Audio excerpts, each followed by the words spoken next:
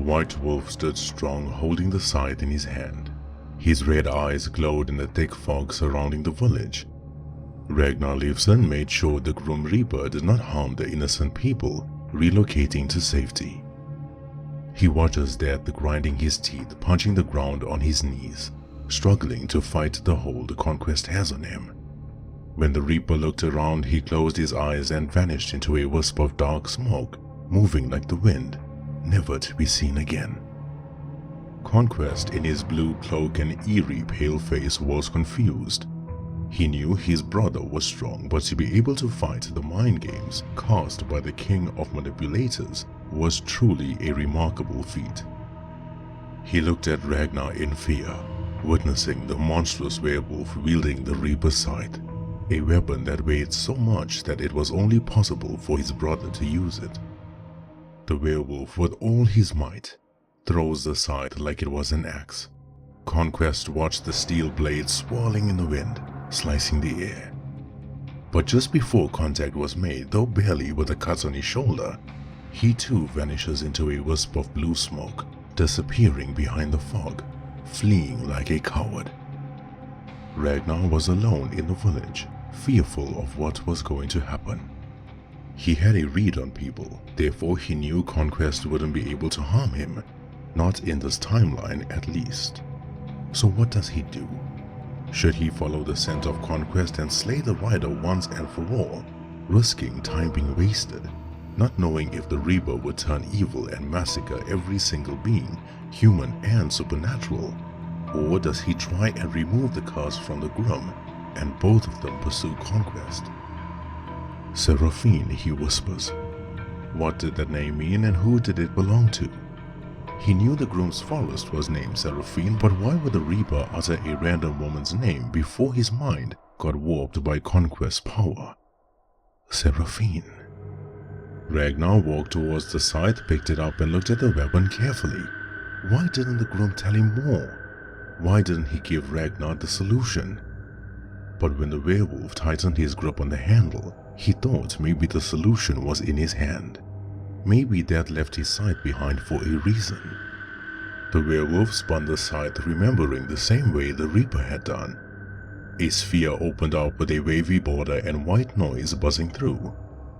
Ragnar sees a place, dark, gloomy and barren inside the portal. This was Purgatory, the last place the Reaper had visited.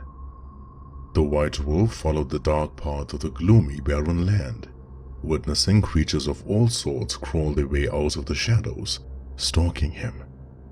From monsters larger than trees and buildings to creatures small and foul, they all wanted a piece of Ragnar Liefsson. Then a distant figure wearing a dark cloak like death walked towards the werewolf.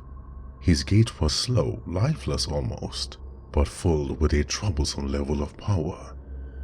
The cloak was unable to hide his large muscular build, nor could the hood mask the scars on his face or glass eye. This being was known as Taker, and while he appeared to be a human, his aura displayed anything but. He pressed his forefinger against his middle finger, then held up his hand. The monster saw Taker's fingers as a terrifying weapon of mass destruction, while Ragnar held a scythe, ready to fight. When Taker snapped his fingers, the heads of the monsters surrounding the werewolf exploded like pumpkins all at the same time. Ragnar stood baffled. Who the hell was this guy? Then Taker, in his warm, polite, kind mannerisms, bowed his head in respect. His voice was low, soft and slow, yet warm and comforting. "The White Wolf," he said. "I've heard many stories about you, and from what I am seeing, it doesn't do justice.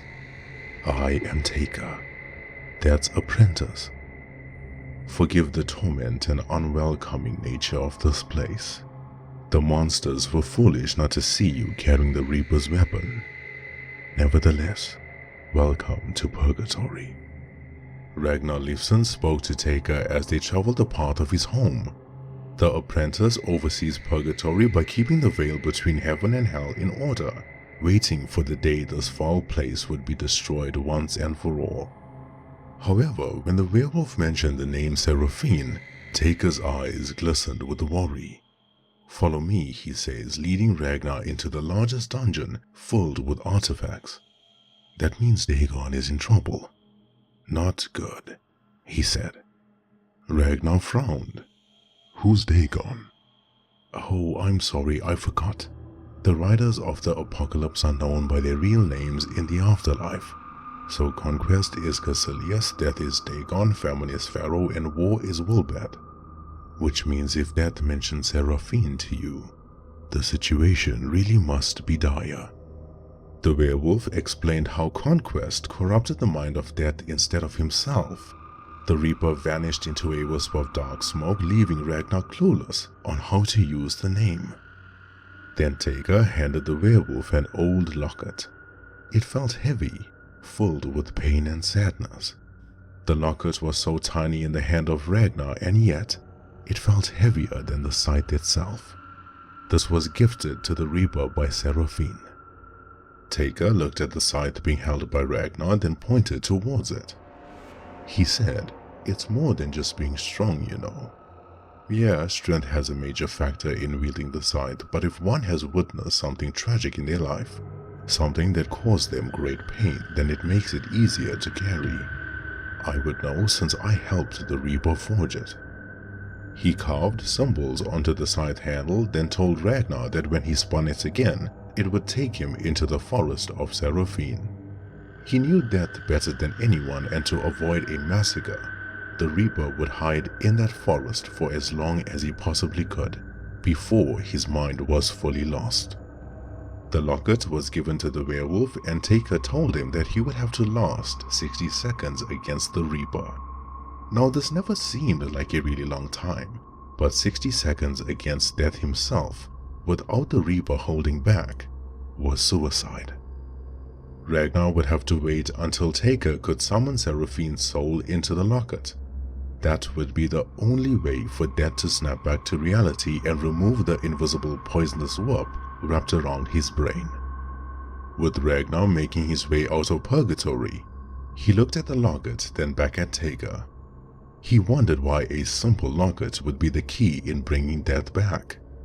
He asks, "What makes this locket so special?" Then Taker replies, "Well, this was the only gift Death received in his entire life. This locket belonged to her. Seraphine was his mother."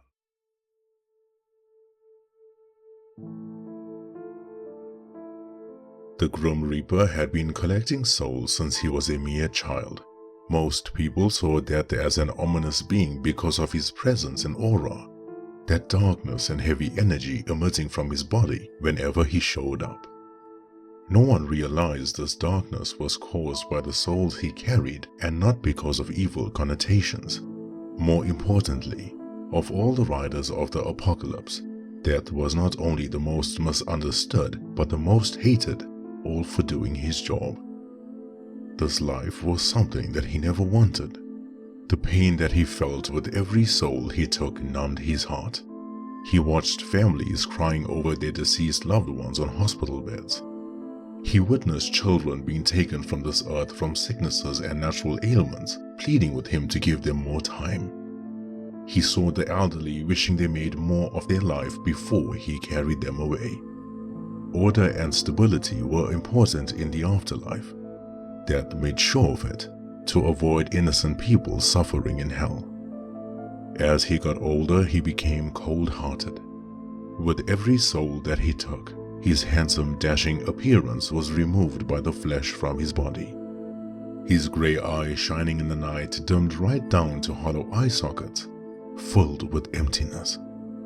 Death was left with an ugly skeleton-like appearance that he covered up with a dark black hooded cloak. He became the one who never spoke. Despite loving nature, he had to endure the trees and plants dying whenever he passed through. Similar to autumn, the colorful foliage and the cycle of life comes to an end. Death, in some cases, was rather a beautiful escape. It was one thing for a human to have the werewolf curse like Ragnar and Victor, but this was a curse far more heavier than people could fathom.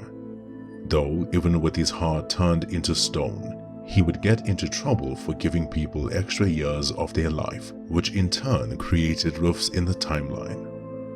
However, the Grim Reaper did find a way out. He made a deal with his siblings that if he collected souls from other timelines simultaneously, then he could cash in his receipt and leave the supernatural world once and for all, having Taker fill in as the new Grim Reaper. It was an impossible task. Traveling through timelines in such a short space of time would have ripped him apart. But it was a sacrifice that he was willing to make, not for himself, but for a woman named Seraphine. For years, the Grim had been sneaking out into the human world, watching a woman from afar, guiding her but trying his best not to alter the timeline by meeting her. This was no ordinary woman. This was Seraphine, who had forsaken her life of riches in the castle and searched for her beloved boy in her beggar life. He knew Rumpelstiltskin snatched him away from his mother at birth. He knew the woman had no choice but still chose to defy the imp, all for her boy. The Grim wanted nothing more but to rescue her from this heartache of a lost cause journey and make himself known to her. He wanted her to know that she wouldn't be alone anymore. Therefore, Dad sacrificed his body and soul and collected more souls than anyone could fathom. From timeline to timeline in his silent, cold-hearted nature, focusing on his goal and fighting against supernatural beings along the way, he had fulfilled his task. But he was too late. When Death returned to Purgatory smiling after a really long time, his heart felt lifelike again. But then his glistening eyes drooped with concern. He saw Avery and Taker waiting to meet him with expressions of defeat and heartache. Avery had burst into tears, completely inconsolable, whereas Taker put his head down trying to find the right words. With his quaky voice he told Death, "I'm so sorry, mate. I'm so sorry." Death looked at Avery confused, then at Taker. "Sorry for what? What's going on here?" Taker says, "There's one more soul that popped up now. The last soul that needs to be cashed in for your check. I am so sorry, sir, but it is your mom." The Grim stood frozen, having no feeling in his entire body. And then he says in complete denial, "No, it can't be. There's some mistake. The system of the afterlife isn't always accurate. There must be some mistake." Avery ran towards Death and embraced him with all her might. She held on to the Grim, sobbing in his chest, but he never hugged her back. He was processing everything that happened. He stands there like a disappointed innocent child that had his favorite toy snatched away from him. He looks around him as the tears pour out of the hollow eye sockets. "But I completed my mission. I have done everything that was required of me. There is some mistake. I know that my mom is waiting for me." Taker kept his head down, staring at the ground, hiding his own tears. He never had the words to comfort Dagon. There was a long moment before Death composed himself, then disappeared into a wisp of dark smoke. When someone dies, their soul travels to a place very special to them before the Reaper takes them away. He entered a beautiful forest that had an elderly woman sitting on a log, singing "This Old Man, He Played One. He played knick-knack on my thumb." When Seraphine was expecting Dagon, she would stroll in a forest similar to this one, humming that tune to him. The Grim was afraid of showing his face to her. He was petrified that his own mother might be frightened of him. Seraphine, however, knew he was standing there. She says, "Why do you hide in the shadows, dear messenger? I know you are here to take me away." Dad tried his best to hide his pain and tears. "Ma'am, I am here to take you to heaven." "Heaven? And why would I go to heaven when I abandoned my child?" "No, ma'am, you didn't abandon him. He was taken from you. If only you lived in the castle and enjoyed your life of riches, you would have lived longer." "Oh no, dear messenger. What was the point of living longer if my son wasn't with me? She stares at the Grim Reaper longer than usual. "Would you grant me one wish?" she asks of him. Death made himself look smaller and humble, then hurried towards the woman by gently holding her hand and says, "Yes, anything." She says, "I don't know why, but you remind me of my son. And I've been searching for him for so long that every young man I meet had some resemblance to my Dagon. But there's something different about you. Would you call me Mama as long as we stroll into the afterlife?" Death hid his pain. His heart broke into a million pieces and the tears were being restrained to not flood his face. "Yes, Mama," he said. "I will gladly do so. This must not be easy for you, having to escort so many souls into the afterlife. It must be a heavy burden on your shoulders." "Yes, Mama, but I try." "And try you must, but your heart is consumed by pain. You hide too much, my dear boy. There's so much of sorrow. Laugh, make jokes, be merry. Let your demeanor be positive and help those around you, and in doing so your own heart would heal." "Yes, Mama." This time his voice was shaky, trying to keep it together. After a long, gentle stroll into the forest, Seraphine's soul began illuminating a whitish-blue color. Her energy felt warm and radiant as she looks up into the sky. Death smiled at her and said, "Now, Mama, do not be afraid. I am sending you to one of the best angels that I know, an angel that is not corrupted in any shape or form. She will take care of you and you will live through all of eternity being the happiest you have ever felt." "The happiest I have ever felt? Would that mean you would be joining me, Dagon?" Death's eyes widened as tears rolled down his face. Seraphine knew who he was all along. Despite the skeletal body, despite the hollow eye sockets and eerie eyes, despite the dark hooded cloak trying to hide him away, she knew. A mother always knows.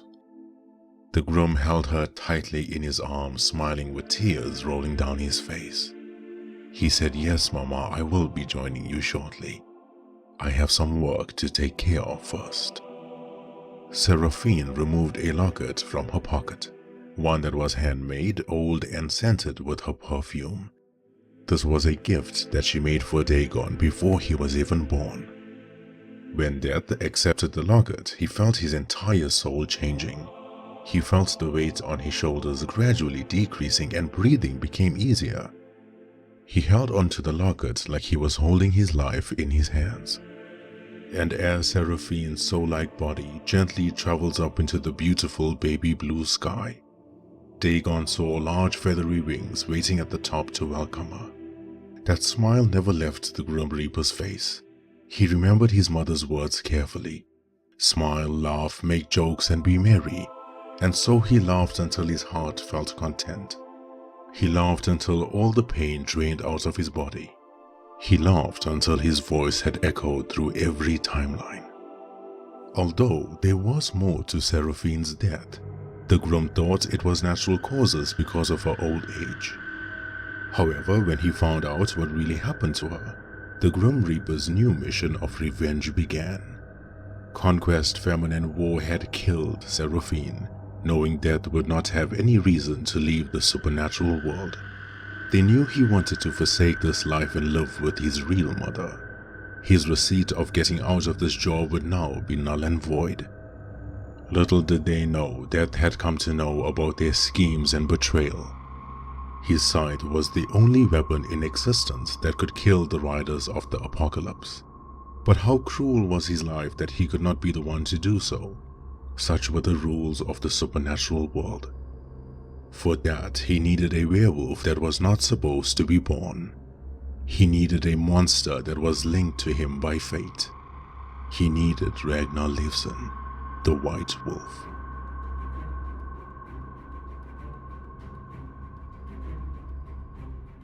The werewolf walked into the forest of Seraphine, but it looked different. It was dark, frightening, and the energy was evil. The White Wolf's red eyes searched for the Reaper behind every shadow cast upon the moonlight. but his search was cut short when the groom stepped forward. His eyes glowed a fiercer red and his appearance was terrifying, so much so that Ragnar felt nervous. He saw the Reaper's evil smile from ear to ear while he cracked his knuckles. Now he was fully overtaken by the curse of Conquest. 60 seconds. 60 seconds was all Ragnar had to hold off the groom. If Taker was a second late, the White Wolf will surely die. After all, this was a version of the Reaper that wasn't going to hold back. Ragnar tightly held onto the locket in his fist.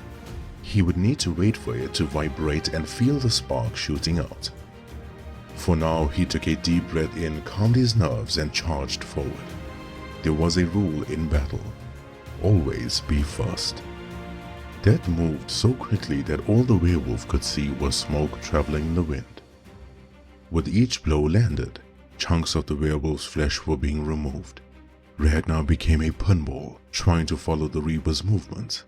Fully the vampire cop was indeed quick, but this speed was on a whole new level. When time reached the 30-second mark, the fight had shifted. While the werewolf never landed a solid blow, neither did the Reaper. Ragnar could now read his moves and anticipate which angles the punches were coming from, then dodging them a split second before it landed. Death created a mirage of himself and snuck behind Ragnar, slicing the werewolf's back with his sharp skeleton fingers. The wound was so deep and large the White Wolf could feel the two halves of his back struggling to stay together. But he turned around, making it seem like he was going to zig rather than zag, and punched Death in his stomach. The Reaper's skeleton ribs broke off the ribcage and flew in the air, which halted the fight. Ragnar fell onto the ground as the stones and mud crawled into the wound. The Reaper held his stomach, but his eyes had flames burning through. Now he was angrier than before, driven by a blinding rage poisoning his mind. This was the moment the werewolf had waited for. Now was the time to use the scythe. Ragnar was fearful that if he used the weapon earlier, Death would read his moves or worse, disarm him and take the weapon back. However, the White Wolf's fear was very much alive when Death held his hand out and the scythe flew into his palm like his hand was a vacuum. Now there were 20 seconds remaining. Ragnar grunted and got up to his feet, hiding the immense pain that he felt. The wound was healing thanks to the werewolf immune system, but it wasn't quick enough. The groom dashed forward, swinging his scythe with one arm, and that was his mistake. He should have used his own limbs, since those had his power coursing through, not the weapon itself. The werewolf grabbed the scythe, disarmed the groom, and elbowed his face so hard a small chunk of his jaw cracked and crumbled, pushing him back. This made the Reaper furious. He grunted and roared at Ragnar louder than any monster could ever roar. But then, the locket began vibrating. 60 seconds on the dot. The groom had looked at the locket and calmed his entire body. He had recognized it immediately.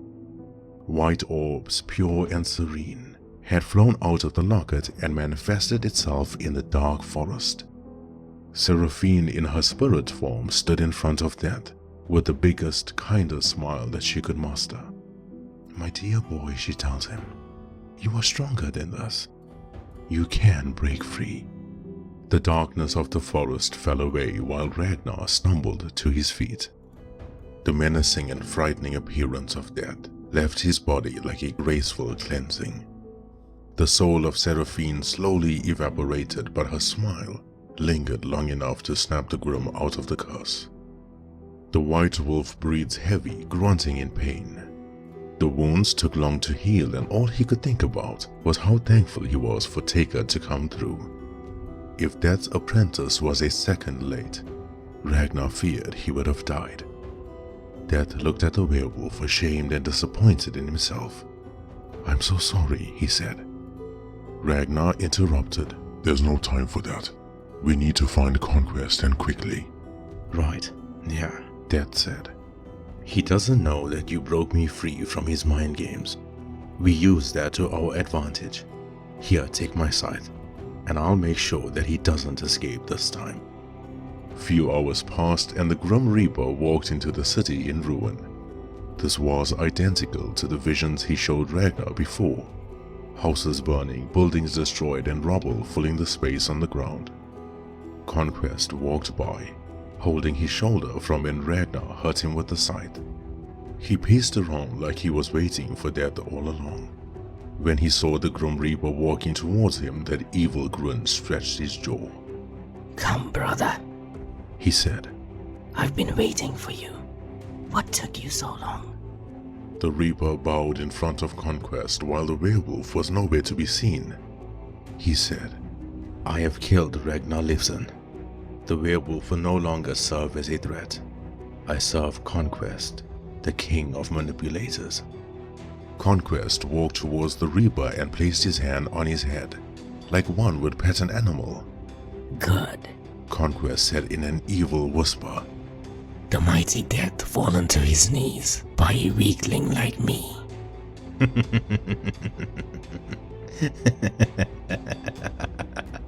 When the Grim Reaper began laughing in a low tone, Conquest quickly removed his hand from the Reaper's head. That said, "You know, for someone that's so skilled in manipulating others' thoughts, you really don't have any of your own, do you?" The Grim jumps up and punches a hole through the chest of Conquest. He lifts up the rider with one arm like Conquest weighed less than a feather. With blood dripping from his mouth, Conquest laughed in return. His voice was curdled and muffled, but he said, "Come on, brother. You know you cannot kill me." "I know. I'm just keeping you in place." Conquest widened his eyes in fear and tried vanishing into a wisp of smoke, but he couldn't. That grabbed his spine and kept him from moving even an inch. Ragnar Liefsson, the monstrous werewolf with his terrifying aura, walked slowly and steadily towards Conquest. He carried the scythe like the weapon was his all along. He had a frightening smile widening his jaw with every stride that he took. Then, with a mighty swing, packed with so much of force and speed, the werewolf slices Conquest's head clean off. Death stomps on the head until nothing was left, then spits on the ground in anger. The ruined city of Arkborn began changing from its dirt and destruction to a beautiful and serene place. The Reaper looked at the werewolf and said, "You could have walked away, you know. Why did you stay? You would have died if the fight went on a second longer." "You've never given up on me on the previous timelines, and I won't give up on you in this one. Besides, it was really fun hitting you in the face." Death gave a warm smile filled with respect. "Well, Conquest has fallen. One down, 2 more to go. Famine, my wretched sister. We're coming for your head next."